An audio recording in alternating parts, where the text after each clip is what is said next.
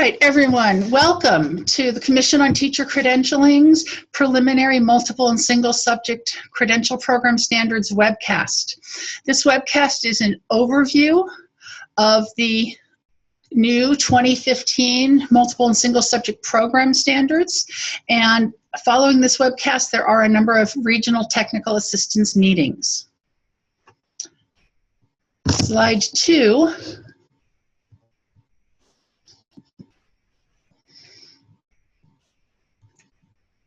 For this webcast, you're going to want to have available for you the Preliminary Multiple and Single Subject Program Standards, 6 pages, and the Teaching Performance Expectations. These are all in one document, and you're going to want to have it available to you as we work through this webcast. Cheryl, I believe you're going to go over the agenda for us.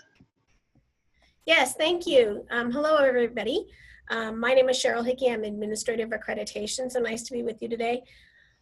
Basically, in this webinar, Terry, move the slide, please. I'm trying. Oh. I don't know why it's not going.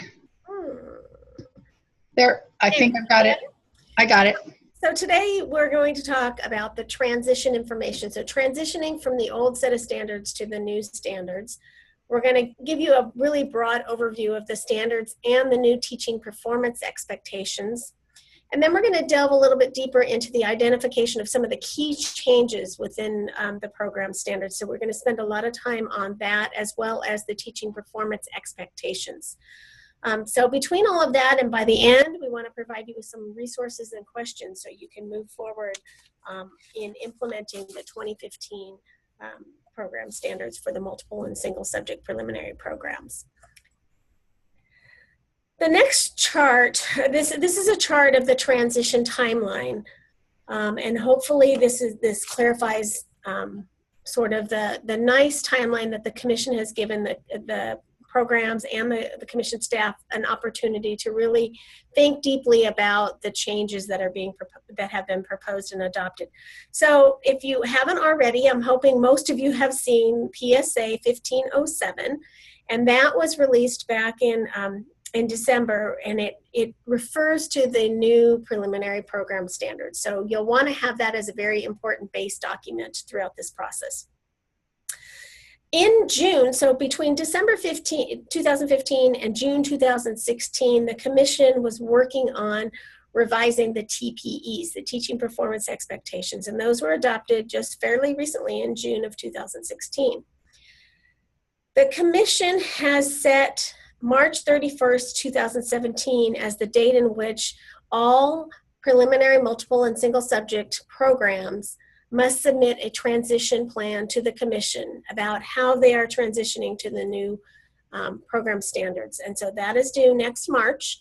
Then please know that between August of this year and June of 17, we have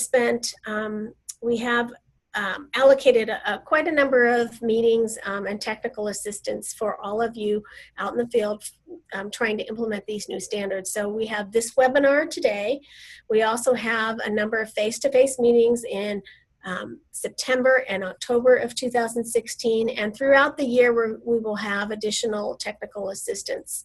The Commission has a technical assistance webpage, and you'll want to be familiar with that, and we'll talk about that later. And then, of course, the magic date of September 1, 2017, very important date that all preliminary multiple single subjects programs must be fully aligned with and implementing the new standards. So you may have candidates, and we'll talk more specifically with you, but you may have candidates finishing out old programs, but those of you enrolling candidates for the 17-18 year must be bringing them in under the new standards. The next slide. So what's really different about these standards? I think it's really important to add a big picture to kind of understand what the objectives were. First of all, the Commission really wanted streamlined standards. They wanted fewer standards, and you'll see that. There's 6 as opposed to 19. Now we know that there's a lot in these standards, but at the same time, they are fewer. The outcomes are more prominent. So as we go through them, you'll see that the teaching performance expectations That is, the things that candidates should know and be able to do, the knowledge, skills, and abilities of a novice teacher are really central, and the standards are built around those expectations. There's greater emphasis and specificity on the importance of clinical practice, that clinical practice should be front and center in your programs. And the commission wanted to ensure a certain number of hours, a certain number of things that they made much more specific than in previous years and previous sets of standards. The updated TPEs, so again, we spent a great deal of time with the field updating the TPEs as to what teacher candidates and new teachers should know and be able to do at the end of their program, and revising the teaching performance assessment to align with the new TPEs and to be able to assess those new TPEs appropriately. And the big thing about the process and the procedures of approving and looking at it through accreditation is limited program narratives. We really want to be able to look at the evidence rather than long narrative about how you actually implement the program. And more about show us how you do it. Let's look at documentation, actual evidence that you have. Next slide. So this is some information we added just to make it clear that the credential requirements are still in place, and completing a commission-approved program is one of those credential requirements. We've heard from some people about things like, well, CPR is not identified in the program standards. Well, CPR is not a requirement that the program has to offer. It's that the institution must verify that the candidate has taken CPR and is CPR licensed at some point. Candidate has to hold a bachelor's degree, a BA or a BS, but not in education. The candidate must satisfy the basic skills requirement and the subject matter requirement. The candidate must still satisfy the U.S. Constitution requirement, complete the fingerprint clearance, pass a TPA. If it's a multiple subject candidate, they must also pass RECA. So these things have not gone away as credential requirements. And what we're talking about today is specifically the requirements for the credential program, but these other credential requirements still exist and will continue to be credential requirements.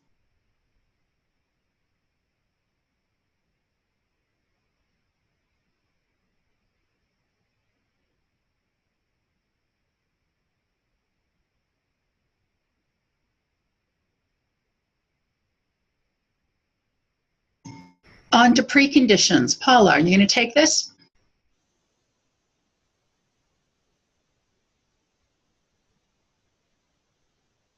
Oh, I was just needing to unmute my system. I'm talking here to myself. Multiple and single subject preconditions, as all preconditions, apply both to initial and continued program approval. All programs must meet the general preconditions as well as the program preconditions. And these are compliance with either statute, regulations, or commission policy. As you may be happy to know, in the next slide, there are no changes at this time to multiple subject and single subject program preconditions. However, with the onset of the new integrated, the intern, you may be looking for some changes in the future. These will be submitted and reviewed twice during the 7-year cycle, which is a bit of the change in the new strengthened accreditation cycle, so that programs will be submitting preconditions in years 1 and year 4. On the next slide, we just have a brief overview of the 6 2015 multiple subject and single subject program standards. You'll see that there are 2 standards that are highlighted, and the highlight is to indicate that the teaching performance expectations and the teaching performance assessment are now fully integrated as a part of the 6 program standards, as opposed to being separate standards. All the teaching performance expectations are in Standard 2 or referenced in Standard 2 and must be addressed and assessed as candidates are preparing to master the teaching performance expectations. In the slides that follow, we'll go into more in-depth on the particular areas that are new in this set of standards, including Standard 6, which is a clear induction transition plan, and more specificity in clinical practice and monitoring, supporting, and assessing candidates in meeting the credential requirements. So Program Standard 1, this is still a program design. How is the theoretical foundation for your program? And this standard is one that includes topics that have historically been in the program standards, things like typical and atypical child and human development, adolescent growth, social, cultural, philosophical, historical foundations of education. A lot of this is information that has been in the program standards for a good amount of time. We encourage you to look at this standard before you start working with your program, and then to come back at it after you've worked with standards 2 through 6, because this is the big picture idea, and you want to make sure that your program is based on sound research, sound practices, it's evidence-based. And so you will not be writing anywhere near the narrative, as Cheryl explained, that you have done in prior sets of program documents. There is some narrative related to Program Standard 1, though. Moving to Program Standard 2. Program Standard 2 is very short, but really it represents a huge part of your program and should really be the heart and soul of your program, which is, again, that the teaching performance expectations is the absolute objective of the program. So the programs must provide candidates the opportunity to learn about the TPEs, to practice the TPEs, and to be assessed on the TPEs. So even though it's a very small statement, it really represents a huge amount of effort. And it ties in the program standards with the outcomes, which are the TPEs. The candidates, basically the program requires that the candidates progress through the program and has pedagogical assignments that are increasingly complex and challenging. So what we don't want in this part, and you'll want to refer to some technical assistance in and around program review, because we don't want a lot of narrative in this section, but instead the course matrix and how your courses provide the opportunity for them to learn, to practice, and to be assessed on in your program will be really critical on all the TPEs. So we're looking for programs to cover all of the TPEs. They can cover more outcomes that are institutionally defined, but at minimum they need to cover all the TPEs. And we'll want to see how and where you do that. So the program review process will talk about the course matrix and how you show us in Standard 2 that your program is aligned to the TPEs.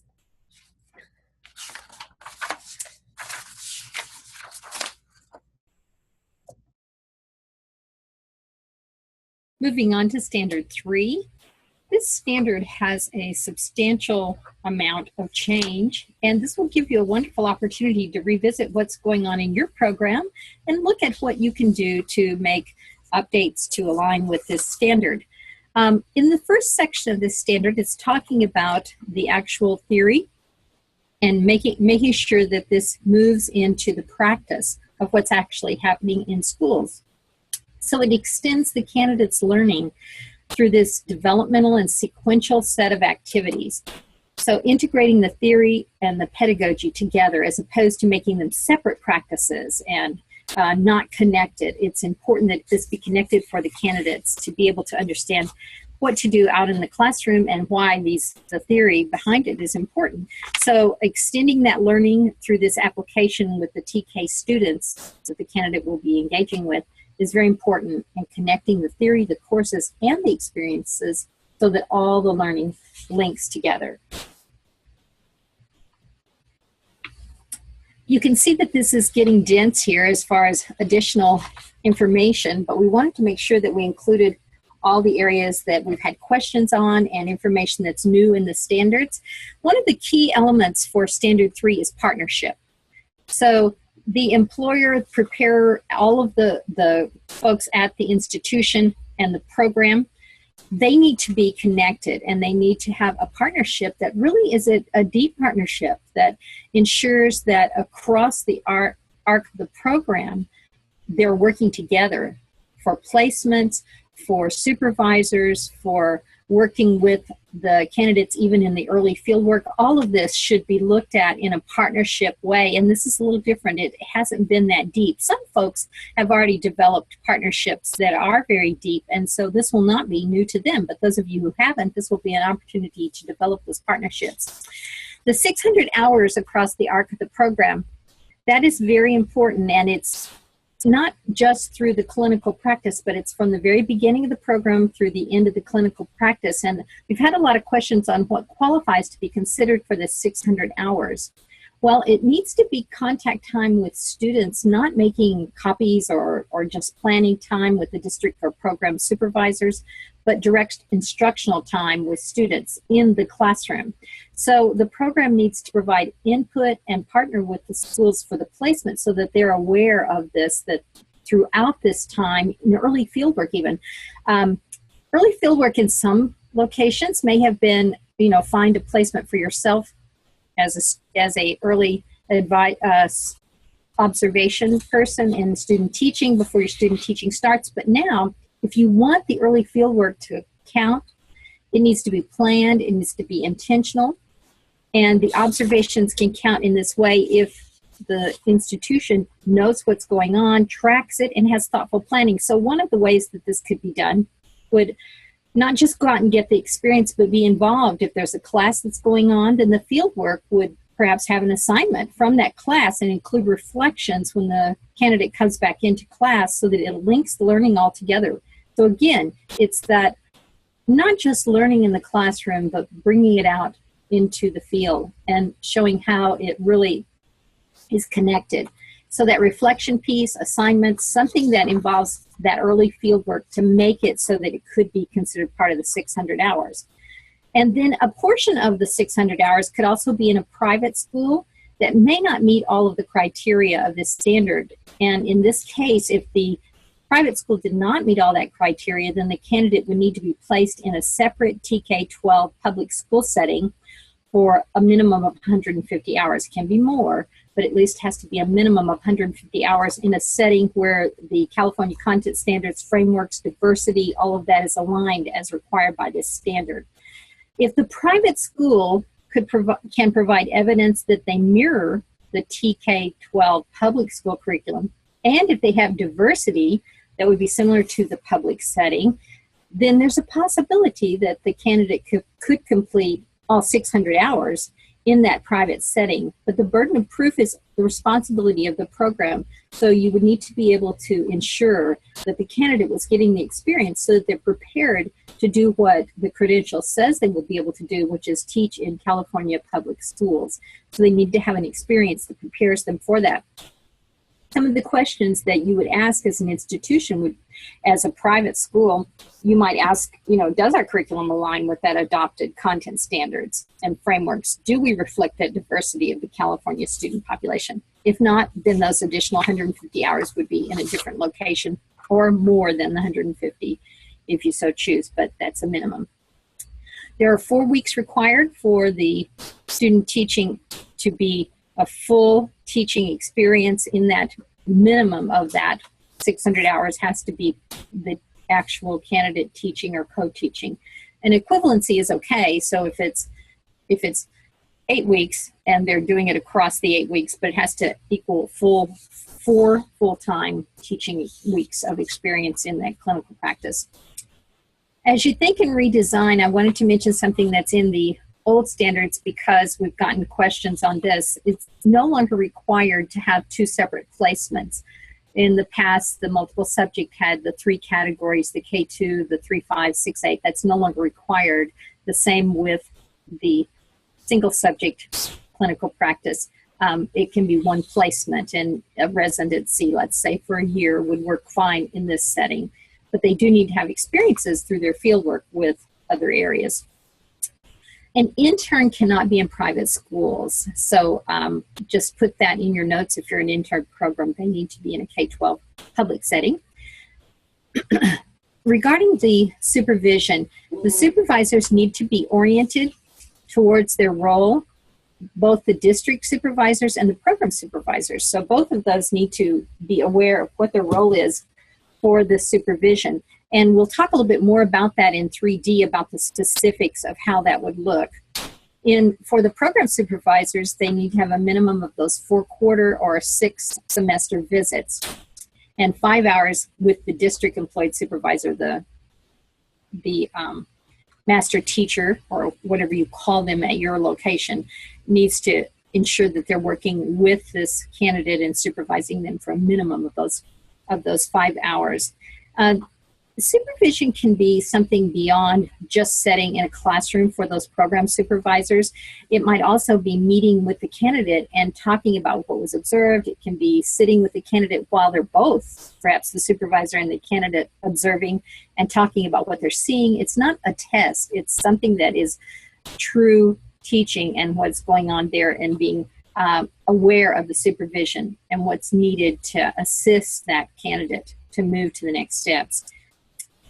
Supervision can even start in the year 1, in that early fieldwork pieces. It can go throughout the program. So rethink what you've been doing in the past.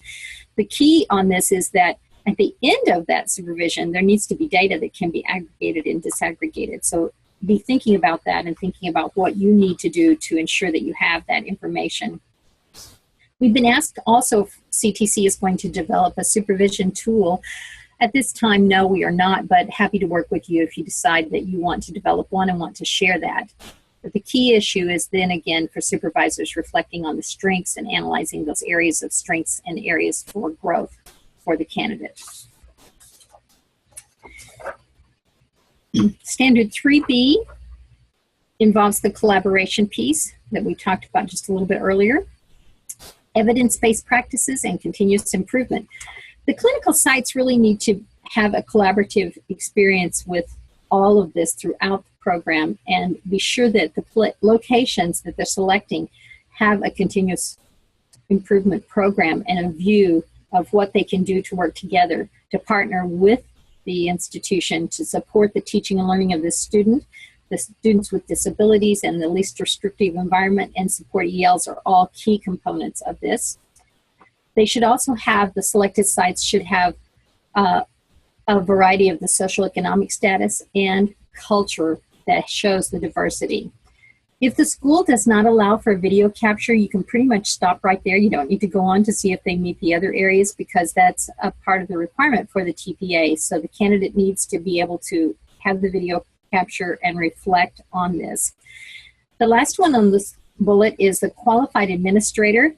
Well, there's a couple of ways that you can determine the qualification of an administrator. If they have earned a preliminary administrative credential, then they're automatically qualified. We assume that they have all the information that is needed from that degree and from that credential to make them qualified. But if the candidate is placed in a location where there is not a preliminary, the administrator does not have a preliminary credential, then it's up to the program to provide the burden of proof as to what they use to determine that this administrator is indeed qualified. So it's important that each candidate is placed in under a qualified administrator. The criteria for the selection of the program supervisors: those that supervise the student teachers, the interns, must hold a teaching credential, or another option is have experience in that content area. Again, the program must justify the use of a program supervisor. What makes them qualified? Is it their teaching experience, their degree, their work at the institution, their perhaps teaching a course? What is the reason behind using this person as a supervisor? Do they have current knowledge? Are they up to date on what's going on in California? Have they been out in the schools and actually been a part of this and know about effective coaching and effective supervision? They also orient their program supervisors to what's expected. So each of the supervisors needs to understand the TPEs and the TPAs. They need to have that information so that they can understand how this fits into the complete program. It's raising the bar a bit because they need to, the expert in the content area in the past, perhaps there was someone as a supervisor that supervised and they had their math credential, and they were going out to observe candidates who were student teaching for math, but they were also supervising science. Well, if they're supervising science, what makes them qualified for that? If they don't have a science credential, there needs to be background and reasoning and rationale as to why the institution selected this person to go ahead and supervise a science candidate, even though they had only a math credential. So this is new and raising the bar a bit, so be aware of that.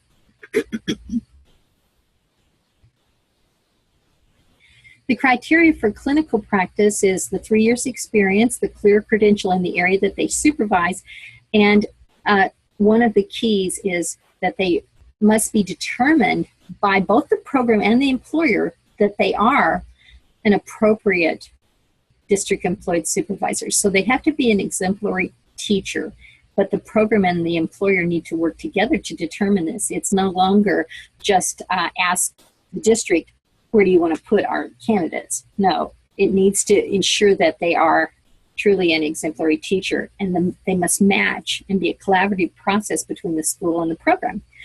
So you would have to work together, and again, this is part of that partnership, and as you build your partnerships with those out in the field, this will be a part of that process. Now, there's also a new requirement that's a minimum of 10 hours of initial orientation, and this really needs to happen, as the word says, initial.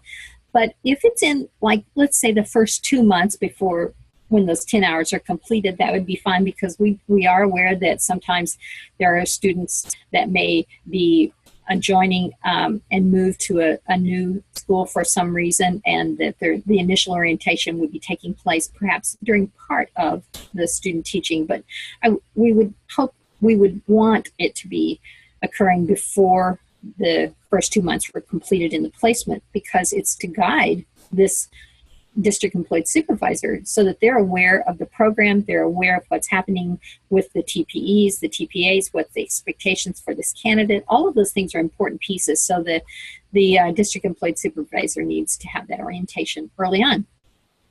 And then continue to monitor as you go throughout the year to ensure that those folks are where they need to be, or if they teach for you, if they supervise for you in the next year, then you would need to just do a checkup, but they don't have to do that initial orientation the next year. Next slide.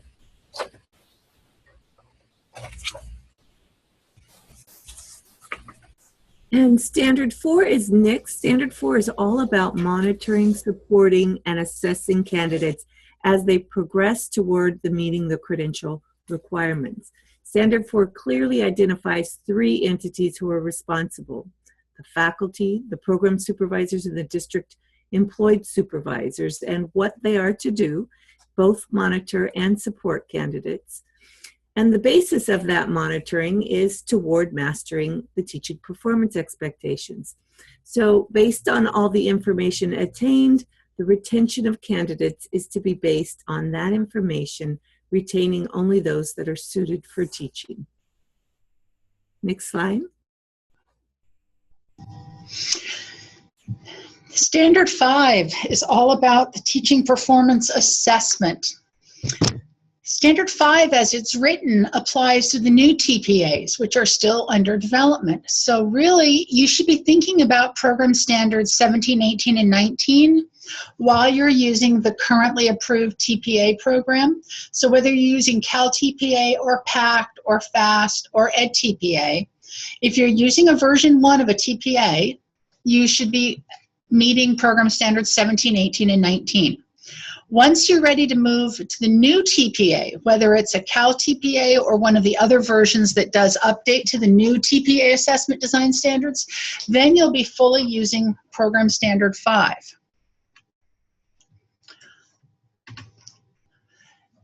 In general, requirements under the TPA standards, and these are things that for the most part right here were in effect in 17, 18, and 19, and they're still in effect in program standard 5.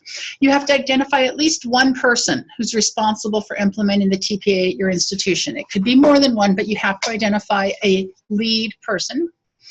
You have to work with the selected model sponsor that you're working with. Your faculty must be knowledgeable about the TPA. And when we say faculty, it's in the broadest sense here.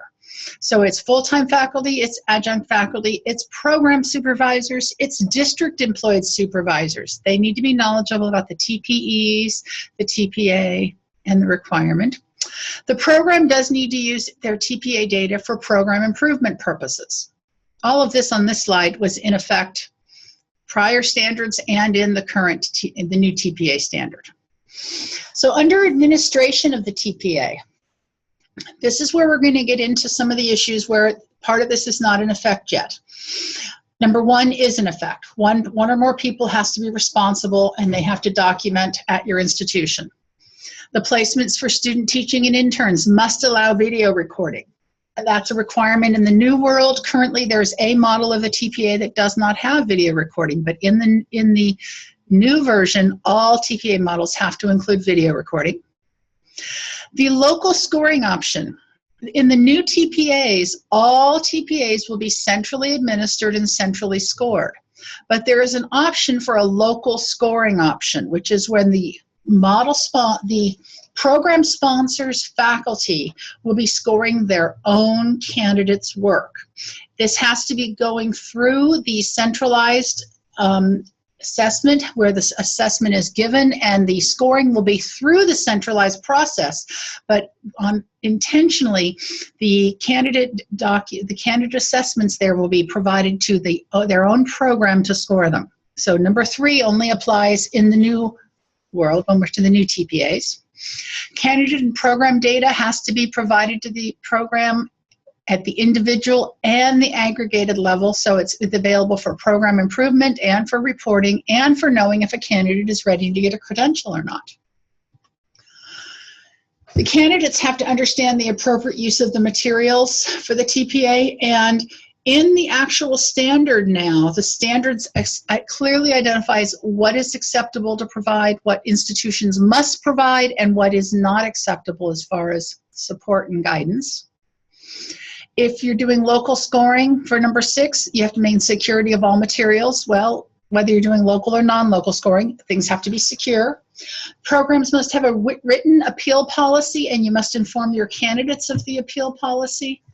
And then in the local scoring option, again, work with the model sponsors to provide and implement an appeal process. Candidate preparation and support. This is where we have the activities that are clearly required to be provided, the activities that are acceptable but are not required to be, and the activities that are unacceptable. That is in writing and it is in effect now. Timely feedback. The formative assessments during your program should help prepare your candidate to take and pass the TPA, and they definitely understand the TPEs. And you need to have a remediation process and ability for a candidate to retake a TPA if they do not pass on the first attempt. In the new world, once we have centrally administered and scored TPAs, you're going to have to follow, all programs must follow the model sponsors criteria to identify potential assessors. The assessors have to have content knowledge in their content area.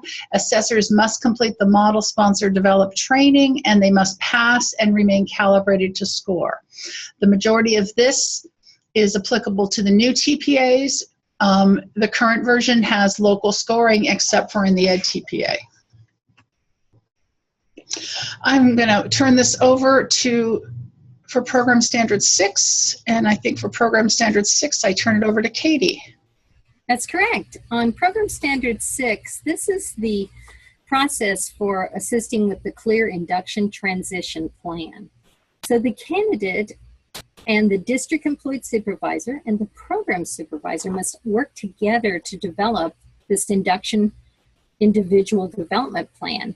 And it will help to transition this candidate over into induction. The intent and the purpose is just to provide that candidate with this individualized plan that's going to be specific to them. And it's brought forth to induction and then built upon during induction. The IDP provides an informed starting point, so it gives a beginning for participation in induction. The new induction standards are based upon an individual learning plan, and this IDP will inform the ILP. If you like all those initials, you'll have to get those all straight. But the individual development plan happens in the program before the candidate graduates, when they're getting ready to move forward and get their credential. And so that individual learning plan is developed in collaboration with the support system that is there for the candidate, the district employed supervisors, the program supervisors, etc. So it's not something the candidate does in their room and then brings in on their own, but it's something that they work together with their support system to ensure that they have a plan for moving forward and helping them to grow and inform the candidate's progress towards meeting those TPEs and TPAs. One thing it is not is this is not the TPA scores. Those are not to be a part of this. Now, the TPA could inform this document, and the institution could work together with the candidate to look at this for areas of strength and areas of growth, but is not the TPA scores.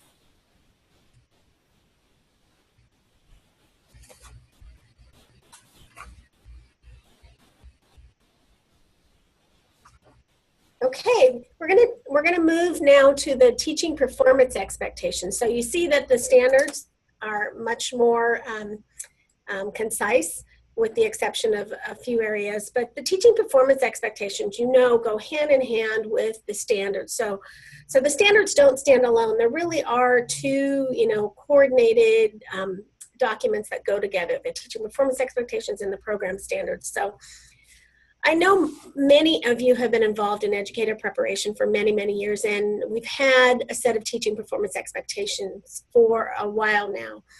The new teaching performance expectations have been updated to reflect what we think today's novice teachers need. They were recently adopted, so in June of 2016, and taken together, they're a set of knowledge, skills, and abilities that teachers should have in order to be effective educators. So the new TPEs are organized so that they're perfectly aligned with the 6 CSTPs. So there are really two sections. So the first section is about the TPE elements and the narratives that you'll see are perfectly aligned. And then the second section or part is the subject-specific pedagogy. So we'll talk a little bit about those. But so that you can see that the TPEs and the CSTPs are perfectly aligned so that you go from a preliminary program into induction, and it's a nice, smooth transition for both the candidate and for the programs. Next slide. So some of the key changes that we just want to highlight, because you'll want to really delve deeply into the TPE document as you try to determine what kinds of changes you're going to need in your program. There's an increased focus on teaching students with disabilities. That was one of the major objectives of this review of the TPEs, that we really need to ensure that all teachers have the ability to have some base knowledge about teaching students with disabilities. In addition, there's an increased focus on technology use in teaching. Quite a lot has happened in the area of instructional technology since the last set of standards and the last set of TPE, so that really needed to be updated so that we can reflect the wide variety and opportunities that there are for enhancing educational technology and instructional technology. It also integrated the visual and performing arts across all content areas, so having an opportunity to really bring that once again into the curriculum. Updated approaches to classroom management. This was an area we heard many, many times from individuals that that really needed to be enhanced. We heard it from candidates, we heard it from a wide variety of constituents that really needs to be enhanced in preparation programs. There was, obviously, with the introduction of the Common Core in recent years, there needed to be an increased focus on developing students' critical, creative, and analytical thinking so that candidates are college and career ready. So that certainly was a major focus. There needed to be a real enhancement in the area of socio-emotional learning, and you'll see that throughout the standards and throughout the TPEs. And in addition, the inclusion of restorative justice practices. So these are things just generally that needed to be brought into the TPEs so that they were updated with today's needs. The next section talks a little bit about the elements themselves. So you can see, if you're familiar with the CSTPs, you can see how closely aligned, exactly aligned they are with the CSTPs. So engaging and supporting all students in learning, creating and maintaining effective environments for learning, understanding and organizing subject matter for student learning and content-specific pedagogy, planning instruction and designing learning experiences for all students. And it's really important that we understand that in these standards, we are really talking about all students. Assessing student learning and developing as a professional educator. So clearly very, very close alignment with the CSTPs. So that's the first part. And so the next set, which is really called part 2 in the TPE document, and that is about subject-specific pedagogy. And there really are sort of four areas there.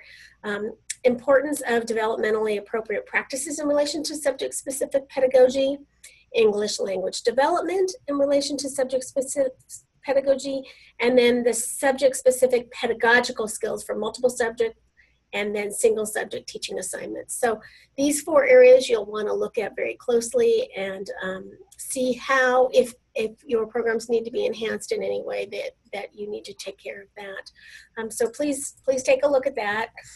And again, those 2 documents really go hand in hand. You can't look at the program standards without also having the TPEs in hand. And we're going to move it over to the Cal TPA. Terry.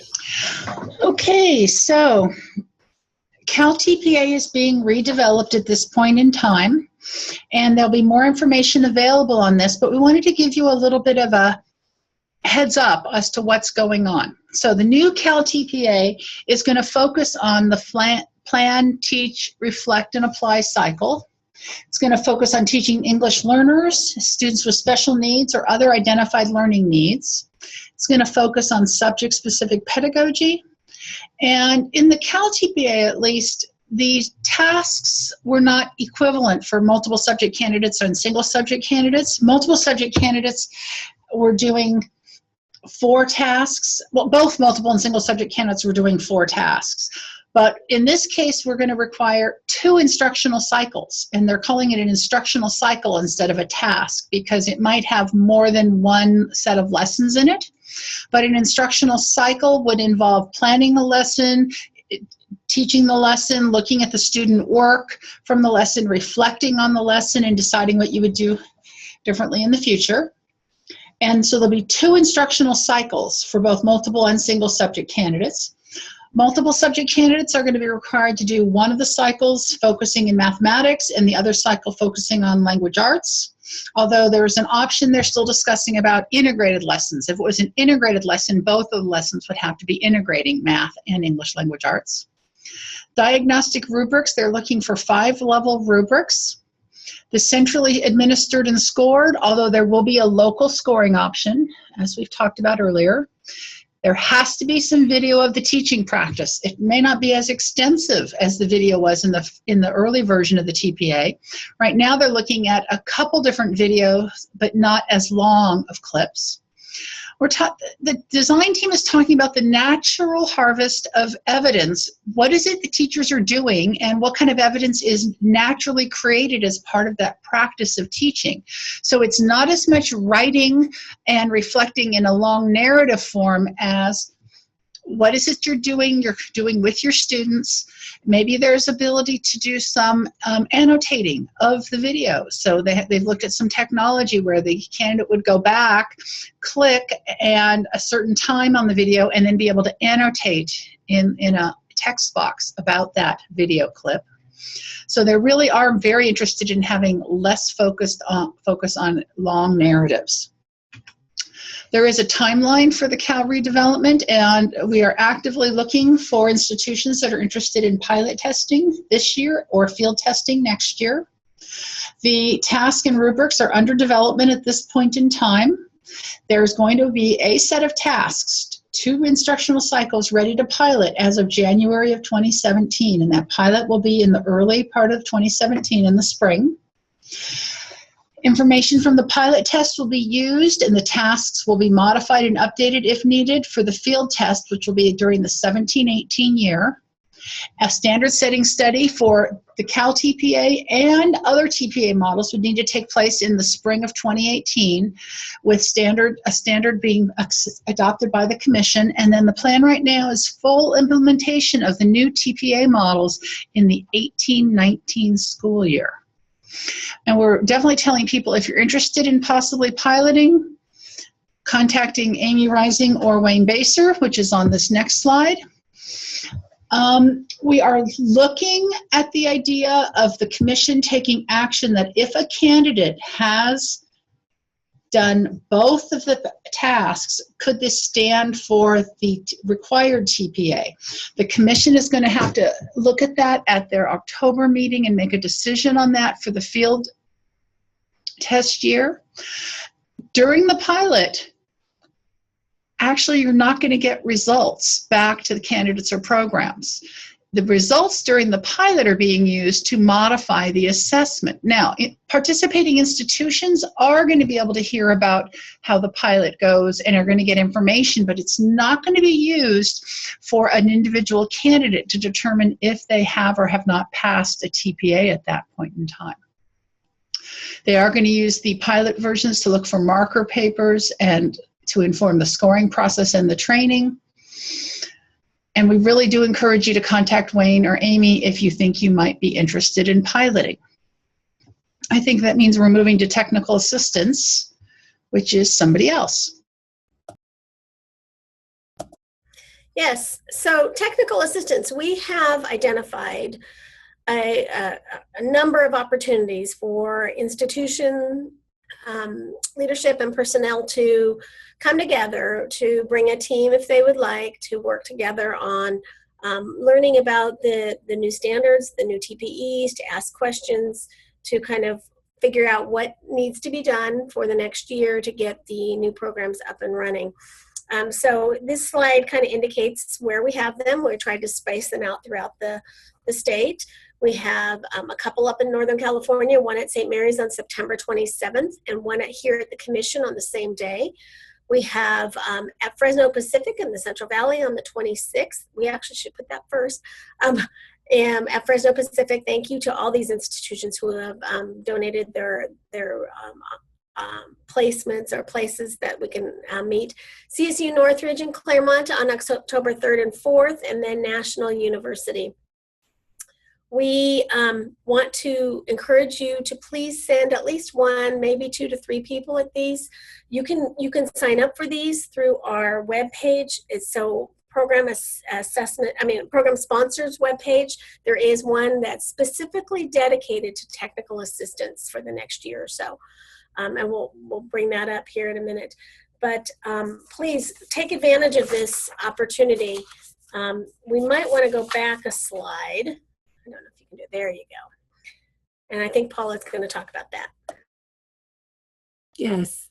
So this is helpful information. This presentation today has focused on an overview of the 2015 standards, the teaching performance expectations, and the teaching performance assessment.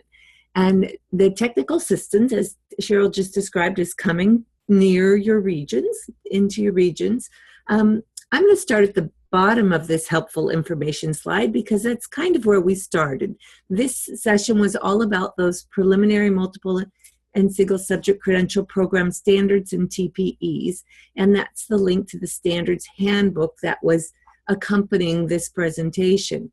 Program sponsor alerts are the PSAs, carry important news, updates, and guidance for program sponsors. So we've listed 3 here that are particularly important to multiple and single subject programs. At the top you see subscribe to PSD e-news. In order to get the news as it's released, you'll want to be sure you're subscribed to the Professional Services Division, or PSD's, e-news. And you may just use that email at the top, subscribe at list.ctc.ca.gov, to be sure you get them as they come out. And the final slide here is a screenshot of our website. I'll wait for the next slide. And what we've done is highlight the program sponsor component. So when you first go to ctc.ca.gov, you will get the home page, and you'll want to click on that program sponsor link, and that will give you all the information of what's new in accreditation. And you'll see there's several tabs underneath for program sponsors. You could find the standards, information on accreditation, approved programs, and now there is a link to webcasts, which is where you will find some great information on the common standards and the new teaching performance expectations. And that concludes this presentation. And Terry, Cheryl, have anything to add? I actually do. So on the slide related to the upcoming technical assistance meeting, there is one missing, and that is the one for Claremont University. So you'll want to go on our technical assistance page because there's an additional one in the Southern California area not listed there. And so it's listed. It's on the PowerPoint. it is. Okay. I added it, yes. Okay. Thank you. Thank you, everybody.